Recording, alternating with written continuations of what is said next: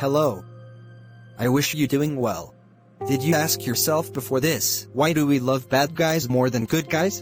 Artworks in general have many forms of formulation and workmanship that might make the follower fall in love with them, or cast them as evil. These factors and variations differ from one artwork to another, but there are finally some points that no artwork can give up at all. And here we definitely have the principle of bad guys and good guys, gentlemen. There is always the good and wonderful benevolence that helps everyone and always smiles, and there is that malicious and bad villain who wreaks corruption and destroys all that is pleasant and good. But, contrary to what you guys expected, we always fall in love with and love for evil characters at the expense of benevolent characters.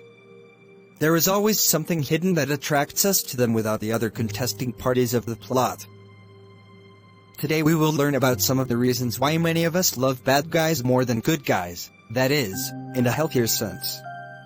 Why do bad guys have a much more massive popular base than good guys? Now, let's go. Charisma stemming from the depth. The first thing that attracts attention to evil characters is the charisma or dazzling look that they should appear on.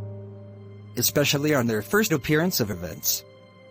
That appearance is enveloped in depth, darkness and evil, as the job seeker senses that this person will tip the scales upside down and will not let any scheme be executed or any help done. In fact, this charisma is produced not only from the terrifying aura and the distinct body, but also from the depth of the characters themselves. Workers to create and weave these characters from scratch give them a depth that is appropriate to them and conforms to their outlook on life and how they adapt and interact with other personalities. And that depth stems from the past that the character has been subjected to for the most part. Because the dramatic transformations in human life are what motivate him to do acts in revenge for the self from this wrong world. This view of life is embodied in terms and expressions that are formulated by people from time to time during the course of events. Those expressions that enter the depths of the human soul to the core, to necrosis and take out the worst and ugliest. These people really show the world in the most fragile and miserable form, and they persuade and reason, so we tend to them and love them. Fighting for principle, even if the destination is sickly. An evil personality always represents us in the pursuit of a goal based on a principle, and that principle fully possesses the personality and makes the whole of its being and its being centered around it. It certainly seeks to defend that principle with deeds and words, and try to change this world for the better from its purely personal perspective. We love and appreciate the evil character because of this point more than any other point. This is because we actually have an internal deficiency and a feeling of powerlessness. Tell me how many times a great and powerful idea came to you, but when you proposed it to those close to you, you would start with desperate attempts to discourage you and extinguish your burning torch indefinitely? Certainly many, dear, many. But these characters, despite the fact that all the heroes of the story are fighting it, and gaining a clear hostility from everyone, but they desperately defended the principle, purpose and goal until the end. Even if she dies while defending the principle that defines itself and makes it unique. Fighting that character in this way motivates us to imitate her as well and defend our own beliefs against any discouragement or ostracism. We value these evil characters because they have given us self-confidence in a way that is not comparable to anything else, and this is what distinguishes them the most. The painful story on which the character was built. Usually, in order for the writer to make the evil character motivated to fit, he must weave a painful past for her that led to the emergence of that tendency to destroy and wreak havoc on anything steadfast and unsteadfast. Changing the laws, reversing the verses, and rejecting the reality so that another reality can be brought about, and it are actions that do not result from a personality who lived a life together and contacted human beings to a small extent and sees the world with a pure and white perspective. These stories are often dramatic and painful in psychological terms. So these characters have a dark outlook towards themselves, and toward the world as well. Those stories do not only affect the soul, they gnaw and change a lot in it, which leads the mind to sympathize with that personality with a tragic and painful past, even if it is not at that level of cruelty, and those stories are always associated with living reality in one way or another. Even if the story revolves in a fantasy world, the past of the character is associated with the features of this world, and those features have a projection on our real world. The bad guys are strong and fearless. The bad guys, of course, have principles and goals, and to achieve them they need powers and means to enable them to do so. Hence they appear in a strong body that gives them absolute self-confidence. That confidence, unfortunately, most of us need.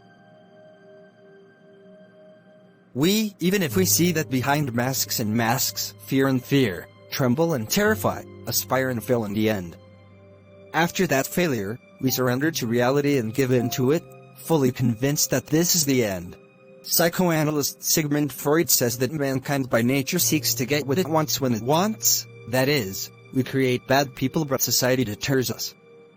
In every story there is the good hero and defender of the people, and the villain who always seeks chaos and sabotage, but there is no rule that compels the audience to hate the bad guys even if they are fighting their favorite hero.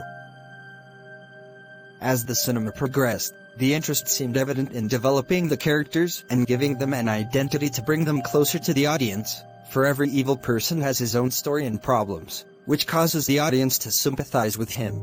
Most of the bad guys are actually very smart. This is a reality, otherwise they couldn't carry out the most severe accidents and thefts.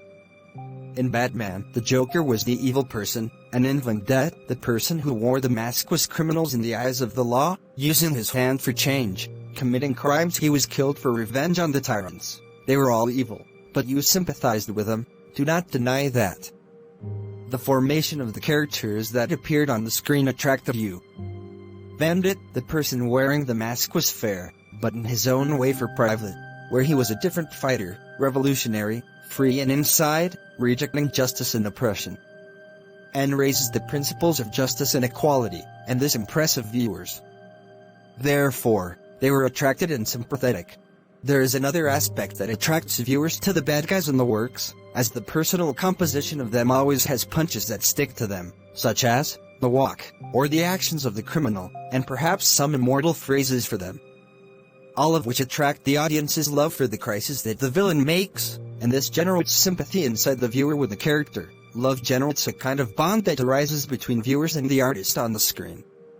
And some artists who played evil roles the audience admired of their needs, such as the Joker doing some crazy acts such as hysterical laughter, or leaving a guide as a kind of challenge for the authorities to try to identify him, and sometimes the way they walk even you leave positive sector viewers.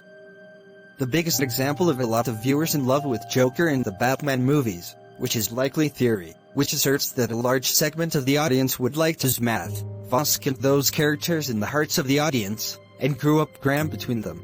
All these disordered people whom we see in artistic works suffer from mental illnesses that have claimed them in this world, so they are closed to themselves, and they see that this world does not deserve to live in it, so it makes them lonely people who are not human. Some of them enjoy torturing others, and another rapist of children, and there are those who want the death of the largest part of mankind.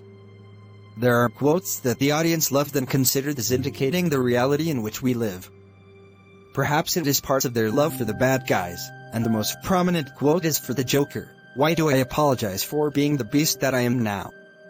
While no one apologized for being what I am now, also, there is a famous sentence in the Westworld series: "You never put your trust in us.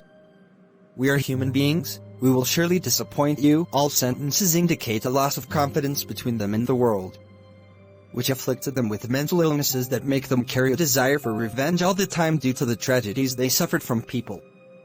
Therefore, the viewer's sense of weakness is generating sympathy, because they feel that this person is not responsible for his emotions, and perhaps this justification sometimes attracts sympathy for the bad guys.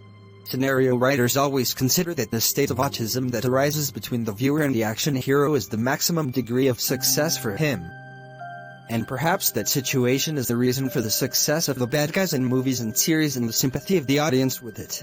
Because that state is the extreme degree of the viewer's sense of what is presented to him, and perhaps that this creates a feeling of attraction and empathy for these characters. The truth that you know is one of the things that you will not and will not agree with you. Evil characters know a different truth. They always have their own stories that have special interpretations and special fixed facts, and it is impossible for anyone to change their minds or make them see the actual truth. They have a twisted perception and therefore everything in their lives and in the lives of others is seen from a different perspective, their own perspective of the truth, which stems entirely from their intentions. At the end, many artworks we see every day, and many evil characters, adore us every moment. Today we discuss the factors that make bad guys loved by us in all of the different artworks. I really enjoyed writing this article and hope you share your favorite bad guys with comments. Thanks for watching. Goodbye my friends.